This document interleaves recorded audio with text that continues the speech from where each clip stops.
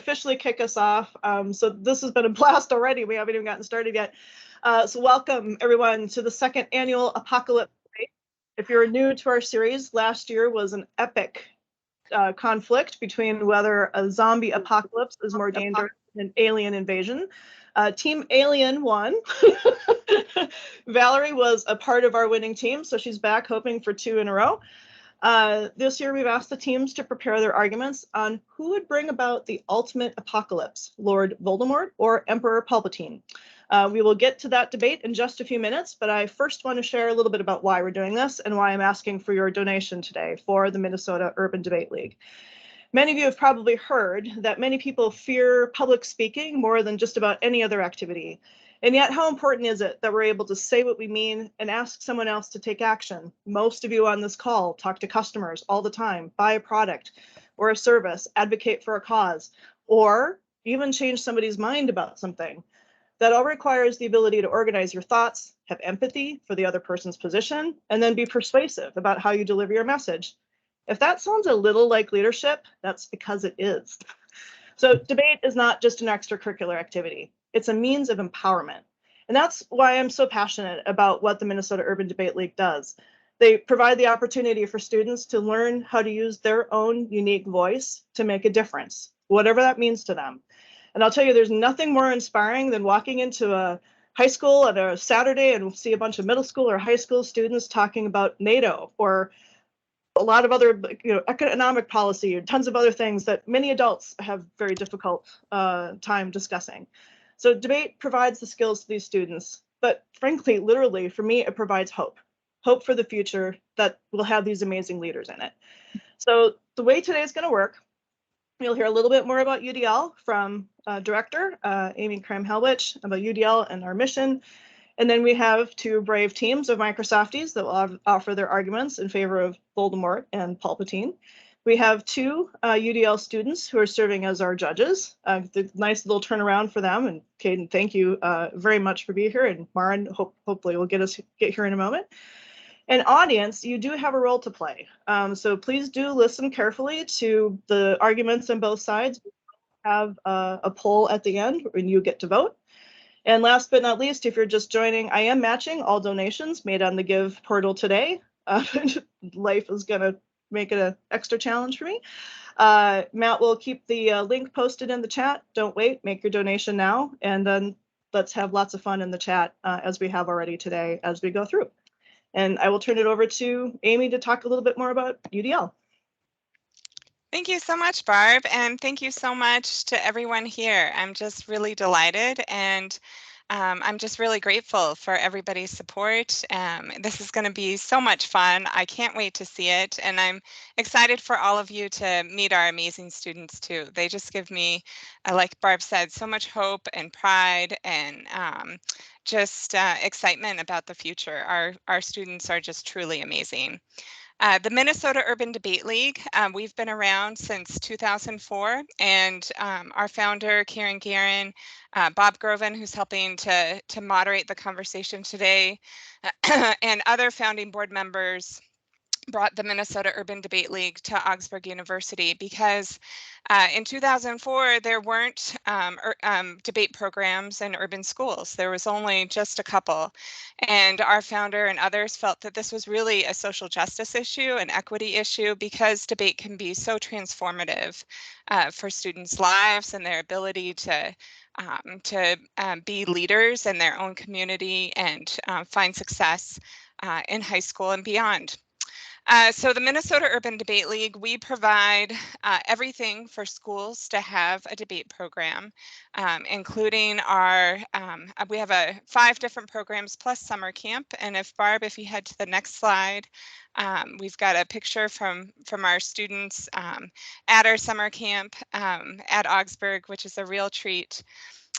We have a number of different programs across the metro area. We're now serving over 1,200 students at 40 plus partner schools, and we're in beyond Minneapolis and St. Paul. We're also in first ring suburbs. So this year we're also serving St. Louis Park, Robbinsdale, Roseville, North St. Paul, Maplewood, Oakdale. And so we're folks are hearing the good news, and we're expanding our service, and having your support today is going to be just really helpful for us to continue to do that. Our next slide, we talk about one more across. I'm going faster than my slides here. But I wanted to share a little bit about our debate programs. Maren and Kaden are in our national topic programming as well as our financial leadership programming. Our national topic programming is when students have the opportunity to debate the same topic, from students in Minnesota to LA, to Los Angeles, to New York City, and everywhere in between. High school students are all debating the same policy question. This year it's on U.S. federal policy with NATO, which is incredibly timely with everything that is happening with Russia and Ukraine. Last year it was on water policy, and we've had previous topics around criminal justice reform, all very current issues. And then our students debate against students all across the state and compete for the state title and go on to attend national tournaments as well.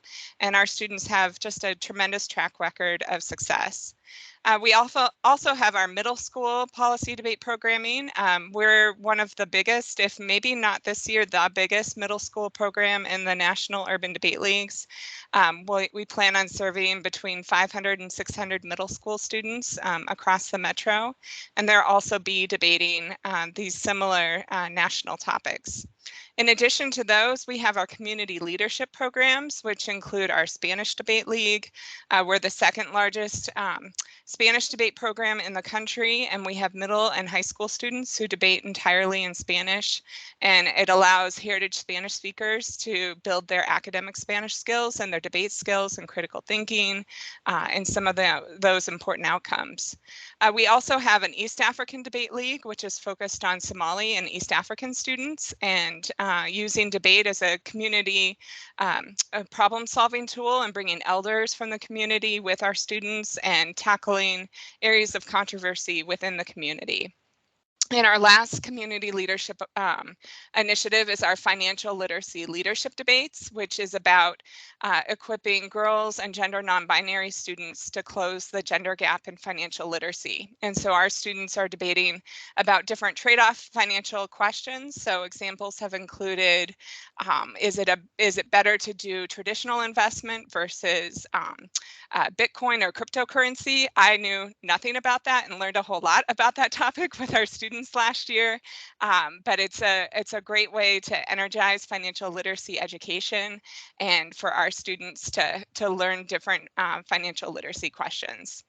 And then finally, we have our summer programming, as I mentioned, at camp. Last year, we were back from being virtual, back to being in person, had our largest camp ever with 160 kiddos, middle and high school students, and we're looking to continue to expand that.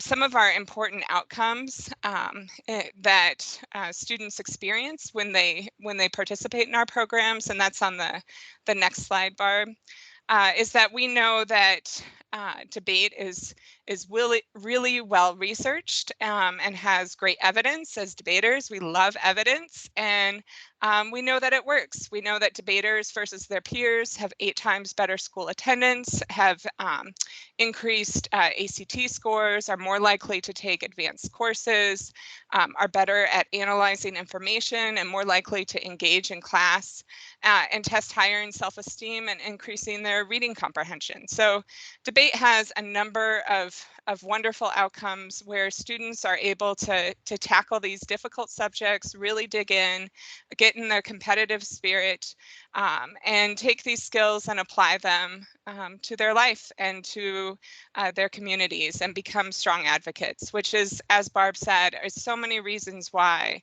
our students give us hope and optimism about the future. And I know that hope and optimism can be really hard to find sometimes. So I always say, if you're feeling bad about things, come and join and judge a middle school debate round, and you will be just delighted, I promise.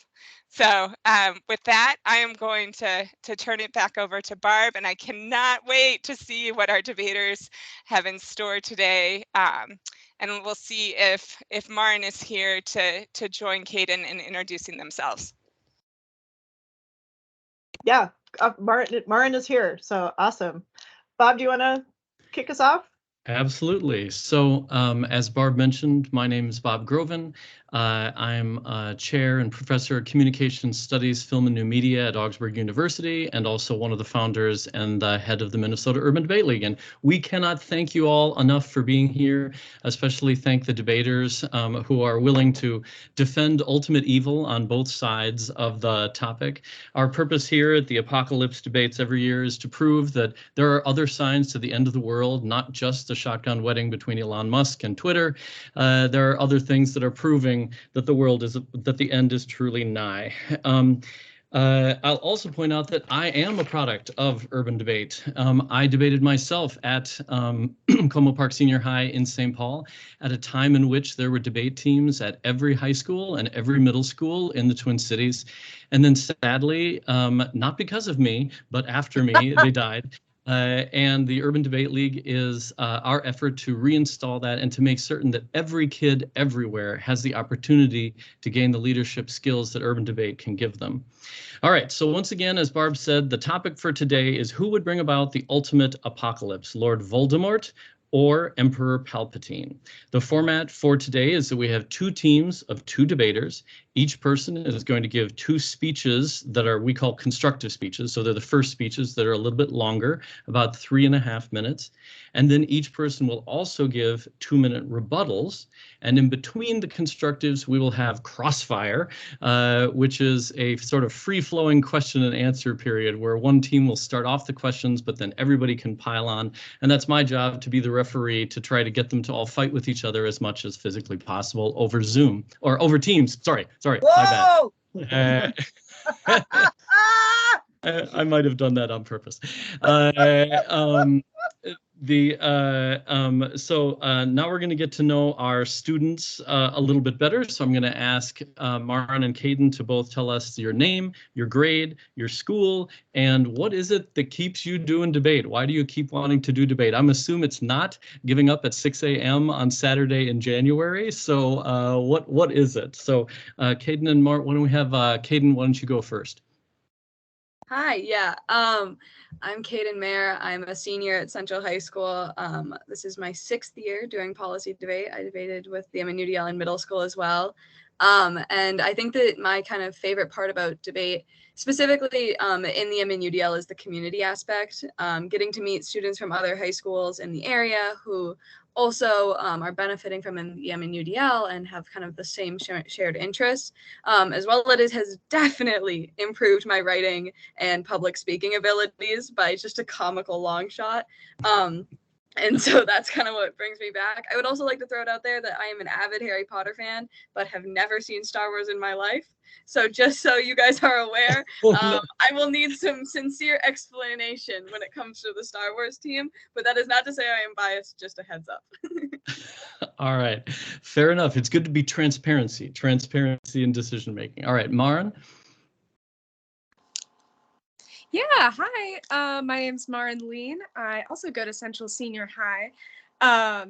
We are in fact partners, so that's why we're both here, and we'll have similar information because I've also been debating for 6 years at the MNUDL. And I think my favorite part of debating is just expressing my opinions and learning how to format them best to get my point across in the clearest possible way. And it's also definitely helped me with like public speaking. Like, I don't think I'd ever be able to do something like this before debate or without it. Yeah, and I would like to say I am a Star Wars fan. I've tried to get Kaden to watch them, but they have not. So we definitely come at this from the different sides of the debate.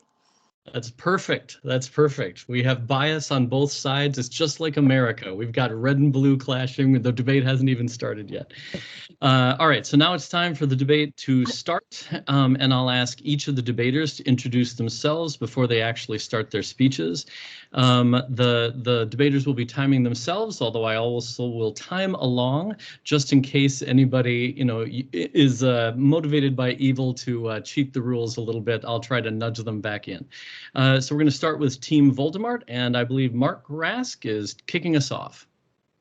Yeah, hello everyone. Hello Muggles. I'm Mark Rask. I lead the Security Unified Success Team in Corp, and I'm excited to support first this fantastic cause because debate is such an important skill and learning opportunity.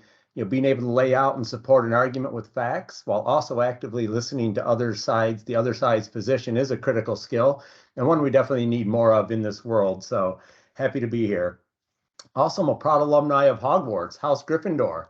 So during this debate, we will reference our own extensive studies at Hogwarts and the volumes of written and filmed facts and examples to prove to you why Lord Voldemort would clearly bring about the ultimate apocalypse. The first thing we need to establish is who has the means, the motivation, and the minions to bring it about. So starting with Lord Voldemort, he clearly has the means. He has magic conjured by the dark arts and his wands and minions to wield it through. Referencing Severus Snape's description of the dark arts, the dark arts are many, varied, ever-changing, and eternal. Fighting them is like fighting a many-headed monster, which each time a neck is severed sprouts a head even fiercer and cleverer than before. You're fighting that which is unfixed, mutating, and indestructible. Motivation, he hates muggles. Those of you without magic abilities, he will harness all of his powers to destroy you, your immortal souls, and your world. The ultimate apocalypse is his ultimate objective. And finally, minions. He is a veritable army of wizards and dark creatures, most notably the Death Eaters and Dementors. We may hear more about them as we go. But now let's look at Emperor Palpatine. His means. Sure, you're going to hear a lot about the Force, I'm sure, but let us remind you that the power of the Force is really limited when compared to magic and the dark arts, including only really being useful against people in close physical range. It's a nice party trick. You can levitate objects, but it doesn't really hold a candle to the power of magic and the dark arts that Lord Voldemort can wield. Not even the magic we've learned at Hogwarts that is used for good. Let me demonstrate by casting a spell with my trusty wand, Protego Totalum.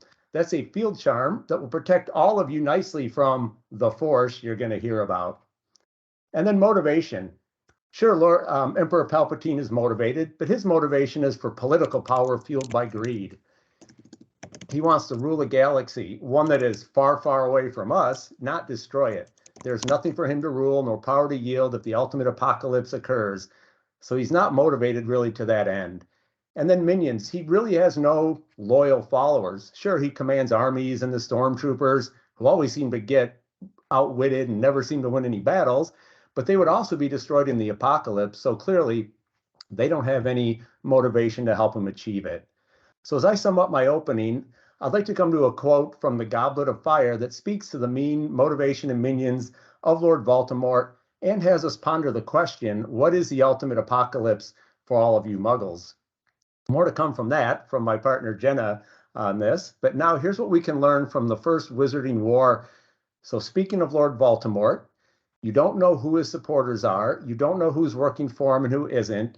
You know he can control people so that they do terrible things without being able to stop themselves. You're scared for yourself and your family and your friends. Every week, news comes of more deaths, more disappearances, more torturing. The Ministry of Magic's in disarray. They don't know what to do. They're trying to keep everything hidden from the Muggles, but meanwhile, Muggles are dying too. Terror everywhere, panic, confusion. That's how it will be. Thank you. Dang, and you included a preview and a review. You're just warming the cockles of my speech professor heart right there. That's fantastic. All right, I think the next speech is from the negative side now, and I think Val is going to kick us off. I'm going to give this a try. Let's see, slideshow right now. Are you guys seeing the slideshow? No? Not yet. Must be magic preventing it from working. Okay, It's hold a on. spell he cast. The wand worked. Okay.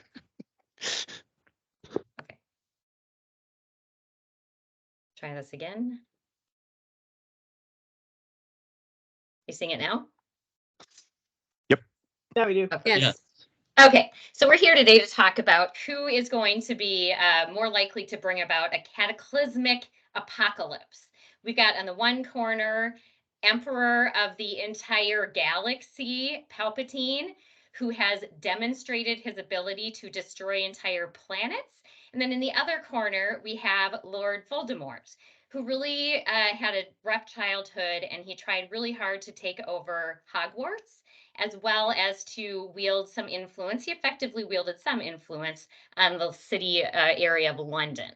So let's take a look at the power. So Mark talked about the means. So if we look at the means of funneling power, both Voldemort and Palpatine get their power from magical energy surrounding them. When we look at Palpatine, Palpatine honed this skill so that without the use of any ancillary tools, he's able to funnel the energy through his body into his mind. He can control other people's thoughts across large distances. So it's untrue that he needs to be clear for thought control. He can also strangle people physically across large distances, but you do have to be kind of close to him to get the power coming out of the lightning that's coming out of his fingertips. And now let's contrast that with Voldemort. Voldemort also honed his craft by memorizing spells and incantations, which hopefully he gets all the words right, because if he messes something up, who knows what's going to go awry. And without that wand, he is pretty powerless. So the means. Now let's talk about the means and minions and look at the strategic approach of Palpatine.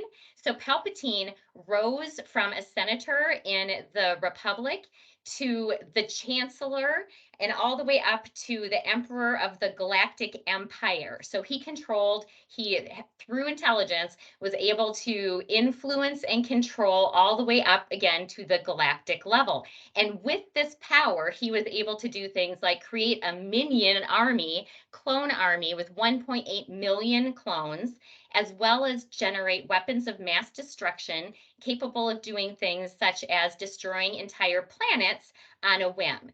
And now let's look at Voldemort's strategies. His minions, he did have minions. He had 12 Death Eaters, so 1.8 million versus 12. And the tools that he had at his disposal, the big weapons of mass destruction, his wand. So he did pretty good with what he had. And then now let's look at another type of means of success. We have the invincibility approach. So with Palpatine, Palpatine's consciousness is able to continue even after his body is killed. He is also able to put his consciousness in other bodies. He had a collection of clones available for him so that he would be essentially immortal. And when we look at Voldemort, he attempted to do something similar. But for him, what he had to do is he had to fragment his soul, and he would put fragments of his soul in physical objects that could continue on if his physical body were killed. Which actually, these Horcruxes is what they're called. With the Horcruxes, this ended up turning into a fun scavenger hunt for a bunch of teenagers who were able to identify all of them and destroy them, including a little bit of self-sacrifice on the part of Harry Potter. And then let's just look at the scope of the control that they were able to wield in their times. We have Palpatine. Palpatine ruled the entire universe. And then if we look at Voldemort, okay, yeah, right there, that little dot.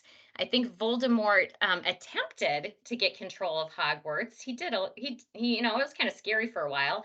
And he also attempted to get control over the London area. So if we're looking at who has the ability to create the most cataclysmic apocalypse of these two leaders, we have Palpatine, proven emperor of the entire galaxy, versus Voldemort, a very hurt child who was kind of more like a big old bully.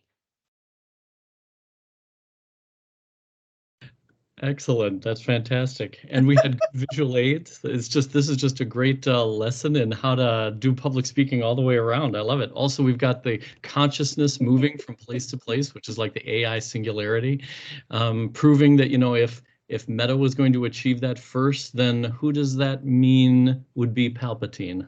So let's see, moving along, I think we now move into Crossfire for the first time. Mark is going to start by asking questions of Val, and then everybody can jump in. Let's see what happens. All right. Well, nice job, Val. I do have a few questions for you.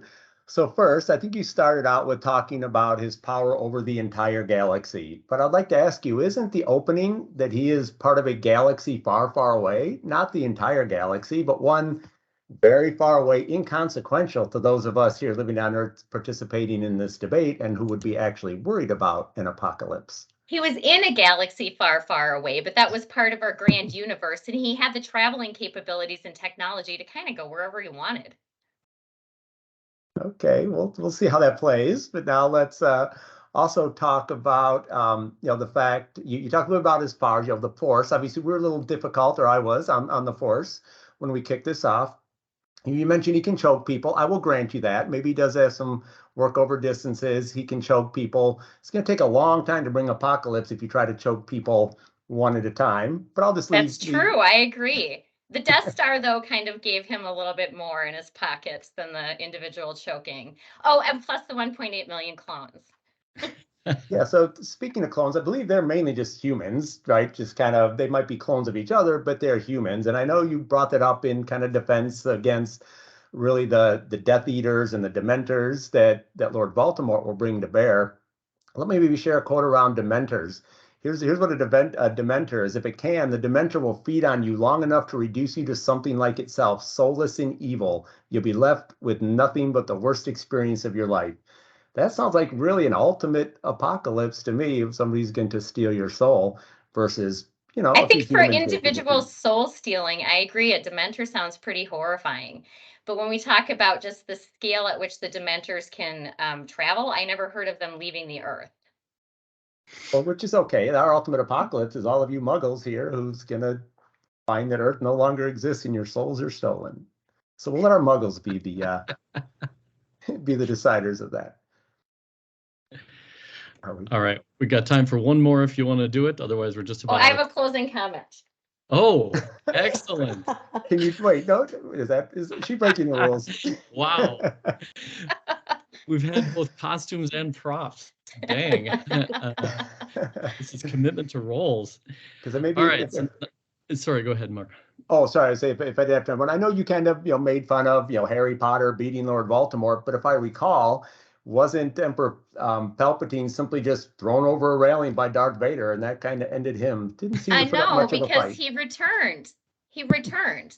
So his consciousness can continue without the physical body. It's true that he was thrown over by Darth Vader into the big black hole. Everyone thought he was gone, and then he came back. He came back in Rise of Skywalker. So he came back because he is able to place his consciousness in another physical body, and those were the clones that he made of himself for that purpose. So it's really unclear whether he is in fact gone, because his consciousness remains, as do all Jedi consciousnesses. So Voldemort, it turns out to be mortal. We'll debate that next go round. Yeah. All right. Well, that's fantastic. I love the specificity of those answers. That is some real that is some serious fan stuff going on there. All right. So now we're going to move on to the next two speeches on either side. Moving back to the Voldemort team, I believe Jenna is up next. Yes, hello, friends and muggles. My name is Jenna Poinier. Apologize for my voice today. Having a little cold, but I just am drinking some butterbeer and it's all feeling better, so now I'm not to worry. I am with BizApp CSU and my role as business manager for the team. And my experience with debate was in summer camp, right before 10th grade. It was super fun time. And I think debate is a skill that every muggle should learn. It all helps us develop critical thinking skills that are essential in daily life. And like my partner, Mark, I am also a graduate of Hogwarts, woohoo, Gryffindor. And I've studied for many years He Who Must Not Be Named extensively. And I can say with confidence, I believe the Dark Lord will most certainly bring about the ultimate apocalypse over General Palpatine, even though he is a formidable evil genius. I think it would be helpful to first align on what would the ultimate apocalypse be. And surely that would be one that would impact our Muggle lives. So let's agree that an apocalypse is a complete and final destruction of the world, or at least an event that is involving destruction or damage on a catastrophic scale. And an ultimate apocalypse would surely be destructive and something more. So continuing with the 3 M's that Mark spoke about, let's talk again about means. Since we live on Earth, from a proximity perspective, I have to give the edge to Voldemort. He is just over the pond in the UK, which is in this galaxy. Last I checked, I looked on Bing Maps just this morning, and it showed that I was in fact here on Earth. So surely any apocalypse mischief he would conjure would have take a while to get here from his galaxy. Also, with General Palpatine being force sensitive, he has many weapons of destruction. It would be reasonable to see that his dark side, we could see his dark side forces coming, and we would have plenty of time to counteract with spells and magic. Additionally, Voldemort could operate silently, and Palpatine can do that with the Force.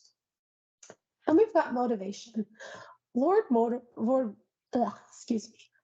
Voldemort was the most evil wizard for hundreds and hundreds of years. He's a raging psychopath, folks. He is a sadist. He hurts and murders people, especially Muggles, for his own amusement.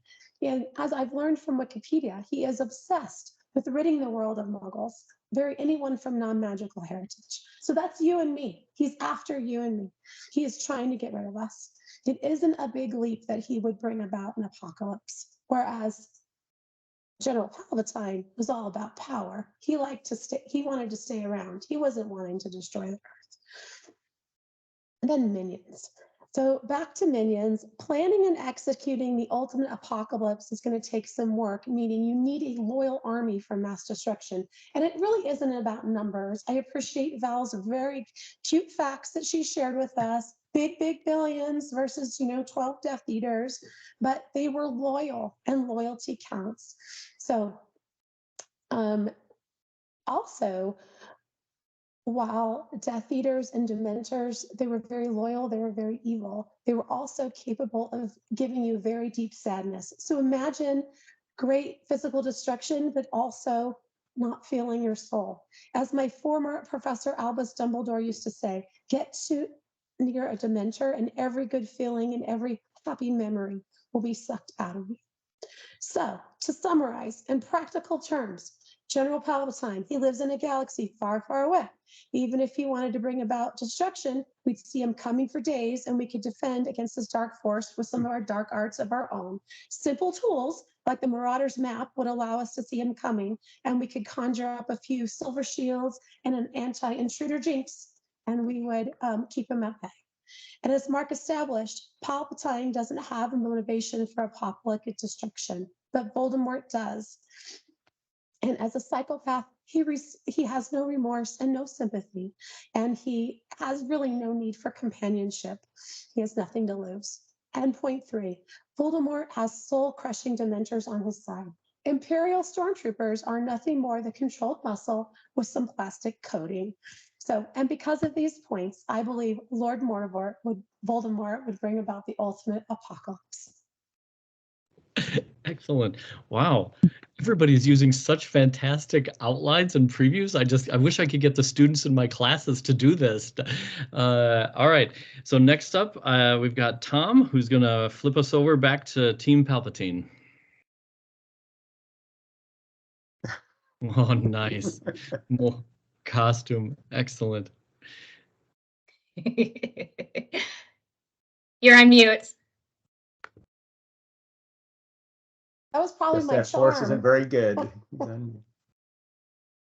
So thank you for that. I think you almost had me there, Jenna. I think one of the things that you're doing a very good job distracting our judges and our voters from is what apocalypse really means and the scope of that. So I do want to address that real quickly. You know, I think your whole argument is based on the premise that apocalypse is on Earth as we know it today. I don't know, maybe I missed that in the premise, but I didn't see that anywhere in the premise. It was who would bring about the ultimate apocalypse. It doesn't say for whom, it doesn't say where. It is really more of an argument about who has, like you said, the ability and motivation to create apocalypse in general.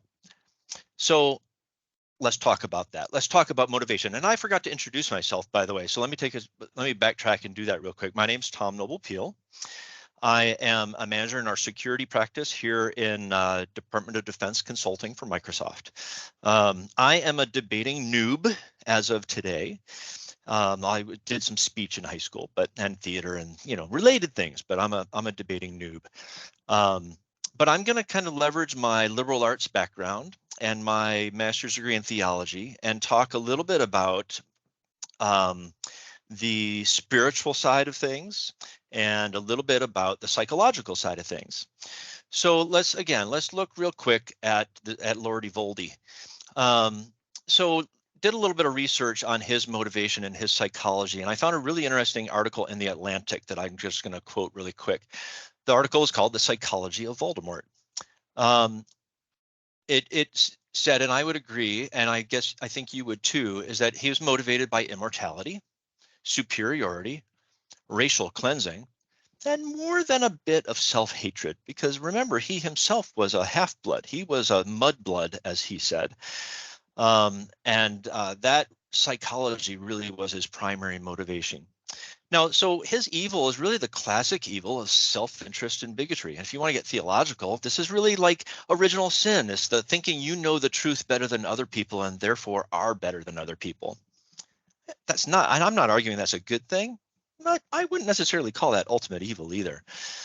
His evil is largely of his own upbringing and his psychology as a wounded child. So, but let's compare that to the world in which Palpatine operates and actually executed his multiple apocalypses on multiple planets. So I also did some research and found an interesting article at fandom.com called "The Psychology of Emperor Palpatine." And I think accurately it described his psychology as narcissism, Machiavellianism, and psychoapathy. By the way, this is known in Star Wars world as the Dark Triad. This led him to build an empire that in fact actually did destroy, and I'll give you the score later, multiple actual planets, multiple actual societies, actually did execute not just what I would call genocide, which was maybe arguably Voldemort's end goal, but actually killed entire, cleansed planets of all life. So why did he do that? So what was his, what's deeper? So let's compare magic to the dark side. I would agree they're just both the forces of nature around us, right? But we all know the Sith, those of you, well, not all of us, one of our judges doesn't. The Force and the dark side and the light side is more of a religion. It's very much a spiritual practice. And so I think we need to look at the creed that Palpatine would have followed. And this is the Sith creed. It says, "Peace is a lie. There is only passion. Through passion, I gain strength. Through strength, I gain power. Through power, I gain victory. Through victory, my chains are broken. The Force shall free me." I think that's really interesting because that in itself, in the Sith Creed, it lies to you. It tells you that the Force shall free you, when even Palpatine himself proved that that is not the case when he was trying to convert young Luke to the dark side. Remember him saying, and I would try to do an imitation, but I wouldn't be very good at it, but "Give in to your anger. With each passing moment, you make yourself more my servant." That doesn't sound like someone trying to convert someone to the dark side. That sounds like someone who's trying to control other people, which is what he tried to do. And he was willing to execute any means to do it. Political, military, everything else. I have so many other points I could make. I'm looking at my notes. I'm going to pause there. Wow. Wow, psychoanalysis, theology, philosophy. That was one of the deepest speeches we've ever had at the Apocalypse debates. All right, so now we're going to move into cross-examination, the crossfire section. Val is going to kick us off by asking questions, and then anybody can jump in. I'm very curious about what they're going to ask. So what I think is interesting is Mark and I kind of had a back and forth. Maybe we should give Jenna and Tom an opportunity to have a back and forth. Sure. So, Tom, I mean, I find it, I'm interested in your point of view. I agree that Palpatine, you know, as I've read that article in the Atlantic about his psychology, but I don't know what that means about the apocalypse. So I'm not sure that he was motivated to bring about an apocalypse. He seems like he's motivated for ruling, don't you think? No, I'm saying that what his motivations led him to actually commit apocalyptic acts by destroying entire planets, which is in fact what he did. But he also had apocalyptic events placed on him by last I checked, a small little band of Rebel Alliance. You know, they circled about his little Death Star and blew that up, I think twice, if I'm not mistaken. So here's what I think is really interesting about that, and that is Palpatine's apocalyptic tendencies were so fierce that when that happened and he was quote unquote destroyed, which we all know he wasn't, he actually had put in place plans to have the rest of the empire destroyed. The thing that he spent so much time and energy creating, he actually made sure that it would be completely destroyed. That was part of his plan because, and only because, it failed to protect him. And that is a result of his psychology and his motivation. Interesting. I'm going to have to give that some thought. Mark, what do you think? I'd love to have you jump in here. Oh yeah, I've got lots of thoughts for sure. So I know, Tom, you kind of started with trying to frame this as it doesn't matter who the apocalypse, you know, is really where that happens, if it's in some galaxy far away or not. I would bring it back to our judges and our audience. Wouldn't the most impactful ultimate apocalypse be the one that impacts us and our souls and our loved one and our very being? Do we really care about a galaxy far, far away from a long time ago? I know, not as concerned about that. I think if you ask the people of Alderaan that question, you'd get a different answer. I'd like to additionally say that there's no reason why the apocalyptic angle couldn't get geared towards Earth and we could have within a snap of a finger gone. Okay. Well, because it takes them a very long time to travel across the galaxy, and we would see them coming. So as I established, they go. Have you seen them where they go in light mode? They go boom, and like all the stars go by, and bam. It takes many, you know, hours, at least 10. Let's say at least 10 to get across the galaxy. I don't know. I think they also go through like wormholes and stuff. Like they bam. So one other point, I know, you know, our Team Palpatine has really tried to play up that Palpatine wasn't really killed, and I think that what you're referring to, and I'll appeal to our audience here to maybe weigh in with me on this, is you're referring to Rise of Skywalker. I think any true Star Wars fan, any true devotee knows that whole movie is just kind of nonsense. The whole premise was nonsense, and to bring that up really kind of weakened your overall argument. I would think any true Star Wars fan would recognize that. So you're trying to debunk the whole Star Wars franchise? that one movie, yes. All right, we got time for So do we get to pick a couple of the books to throw out too then? Oh. You can try. All right, so that is time for Crossfire, and now we move into the rapid ending of the debate. We've got 4 speeches that are short and in rapid succession. So I'm going to ask the debaters to hand off. So we start with Mark, and you got 2 minutes on the clock.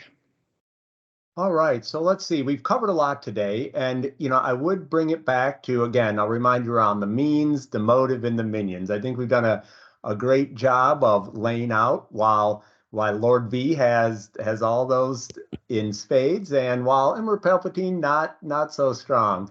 One of the areas maybe to close on is really to explain the wizards and dark creatures that Voldemort has at his disposal. So let's talk about the Death Eaters just a minute more. We didn't get as much detail on them. He does employ them as his elite force. They primarily consist of wizards and witches that are at his disposal and who are radical pure blood supremacists. Talk about motivation. Practice in the dark arts with reckless abandon, malevolence, and without regard to or fear of wizarding nor Jedi law. So you look at that, you combine that with all the capabilities of Voldemort, the intense motivation against all of us muggles, as well as Palpatine's disposition to really just hang on to power. Really, he's a politician. You use the word yourself. Do any of us really trust politicians to follow through on anything, let alone an apocalypse? Thank you. I'll close there. All right, excellent. And now on to Tom. Yeah, so I agree. We've covered a lot. You can ask my wife. I'm the kind of person within 5 minutes of a movie, I'm trying to figure out how it ends. And so I just want to go to the end argument, but I just want to make sure I'm framing this out a little bit for everybody who's going to vote. While I think, like I said before, the magic and the force, very similar things, but the ability to wield these forces, not even close. You can't compare astral projection to having to flick and switch and pronounce words just right. It's just not the same thing.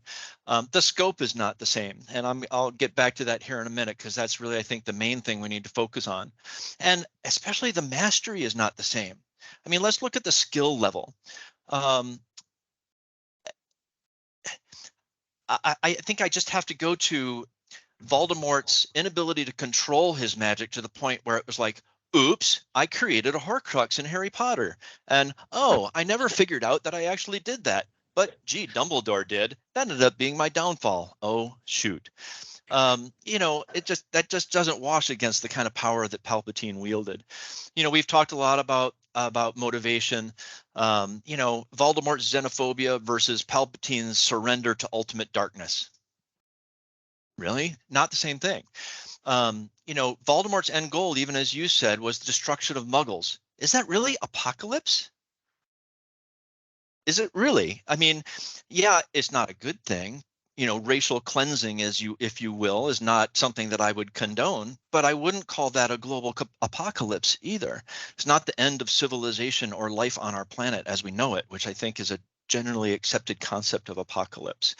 So at the end of the day, let's look at the results, right? Palpatine actually had, through the Empire, at least, depending on whether you go on movie canon or book canon, or there's all these little Star Wars little universes, but at least 5 planets. And I can list them if you like, but I'm not going to take your time. Voldemort, the only planets that maybe he destroyed if there happened to be some classroom globes sitting around Hogwarts while they attacked it. So, like I said, if you're in doubt as to who had better ability to execute apocalypse, just ask the people of Alderaan. Oh, wait, you can't. All right, now we're going to Jenna. I really hope she's going to psychoanalyze Tom. There's so much to unpack with Tom's argument, but let's let that be. I think you raised some really interesting points around around General Palpatine and Lord Voldemort. And if they were, if the Hogwarts world, if Lord Voldemort's world was in the galaxy, we'd be having a different conversation. But again, we're talking about who would bring about the ultimate apocalypse. And that would be something that we Muggles would need to experience. You know, we don't have time to be going around and, you know, apocalypting all these planets out there in the galaxy. We've got to be, you know, focused on what we know today. And it's this little place on Earth, and we know we've got this guy over there in the UK, not too far away, that can do some damage. So I think on that point alone, that Voldemort just has that proximity factor to create the apocalypse. Additionally, I think that we need to think about, you know, the fact that you talked about canon, and last I checked, I think ultimately we know who made it the longest, and if, let's say, you know, that might be an element of bringing about the ultimate apocalypse. Last I checked, depending on which version of Star Wars you're in, Emperor Palpatine or General Palpatine was killed in Return of the Jedi in the second movie. Voldemort made it to the end. We made it to movie 7 of the series. So with that, I'm going to say ultimate survivor, ultimate apocalypse. All right, excellent. And now Val gets the last word. Okay, I just want to pull back up this picture because I really appreciated how Team Voldemort, I think that Team Voldemort had an uphill battle based on the track record of these two characters. And I liked how you kind of broke it up into means, minion, and motivation. So for means, I feel like it's pretty clear that we got Palpatine. He just had so much more firepower.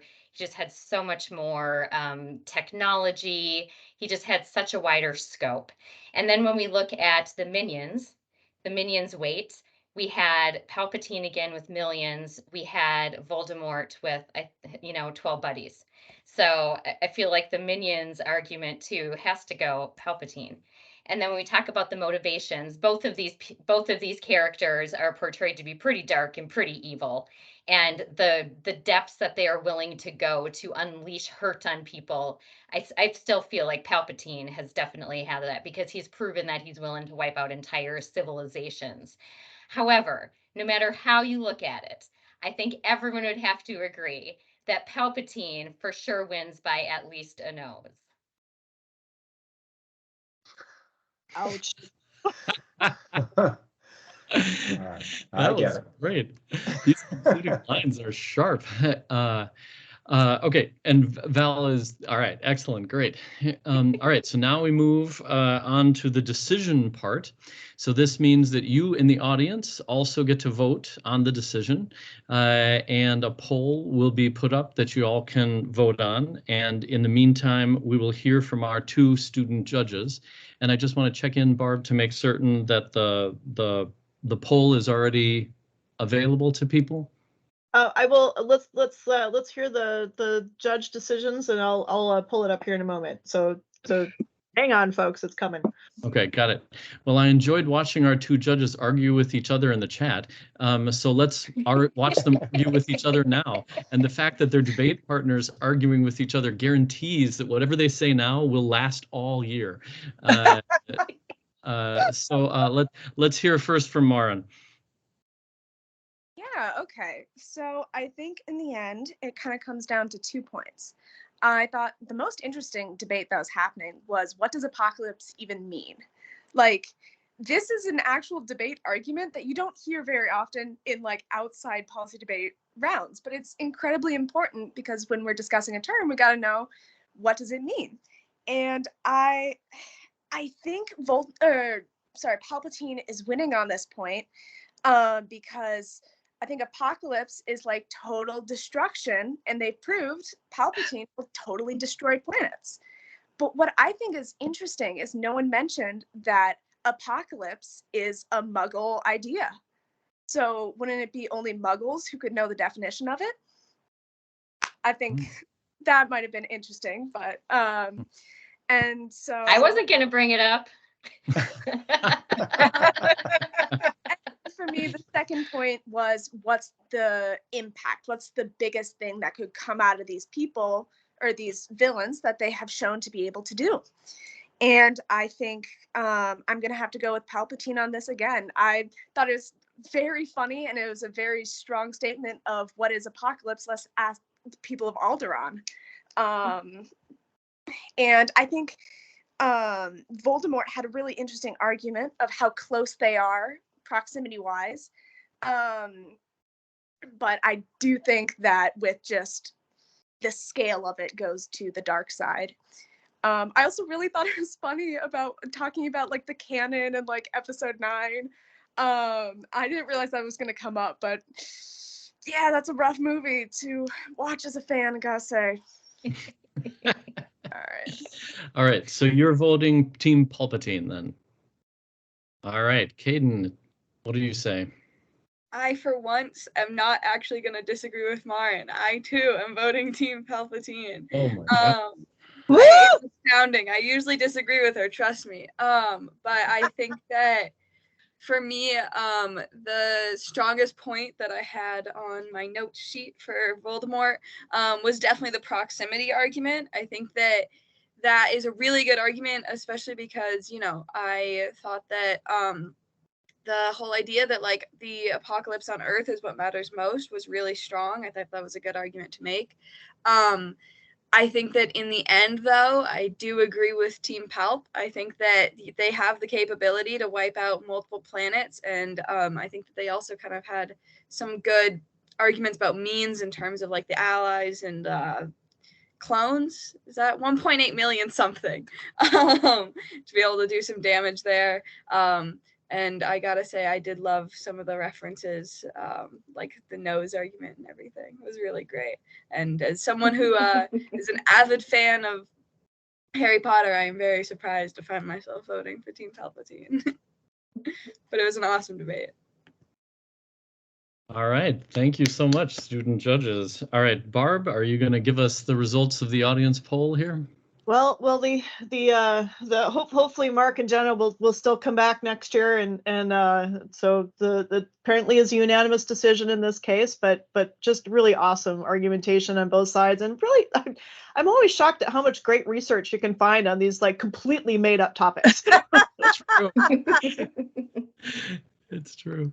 So I owe a great debt of gratitude to all the debaters I've pulled in a big personal favor. So thank you guys so very much. Thank you, Mard and Caden as well, and of course Amy and Bob and Matt and Anthony and everybody for helping to pull this off. So if you haven't done your donation yet, please last ask for that. Get it in. I threw out a goal of $4,000. We have beat that.